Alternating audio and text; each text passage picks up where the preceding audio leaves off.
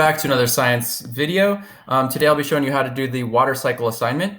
So after watching this video, I'd like you to watch the second video here, which is embedded, but if you can't watch it here on Canvas, you can also click this link and it should allow you to view the video on the water cycle. It is a music video with some lyrics at the bottom, which would help if you prefer reading stuff as you go, so you don't need to put on closed captions. But we're essentially going to be learning about the four different processes, the four major processes that happen in the water cycle. A collection of water, how the sun heats it up and the air heats up water, causes it to evaporate, and then it condensates in the form of clouds, water vapor, and then eventually the clouds under the right conditions then form water droplets that fall back down to earth in the form of snow, sleet, freezing rain, or rain, and that's called precipitation.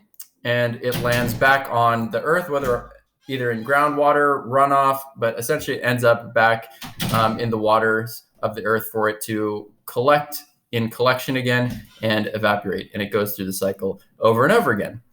So to do this assignment, it's actually there's a couple ways you can turn this in.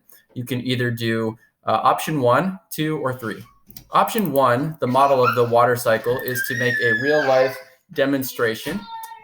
There's an instruction video underneath these instructions, which should show you how to make an example water cycle in a plastic bag using hot water and optionally food coloring to make a real world example. I think that's kind of fun. That video is right here. I'm finishing uploading. And then option 2 is diagram. You can also, if you don't have access to the materials or prefer to do something a little bit more hands-on with drawing or artistic, you can make a diagram. So draw or make a model of the water cycle, which shows the different processes of the water cycle, gives an example of each process happening in real life, and uses correct scientific definitions for them. Then I would like you, if you are not going to do that option as well, you can also choose to make a video, shoot a video, make a presentation, a creative project, like a physical model if you want to use like modeling clay or some model to shoot a video, take a picture of.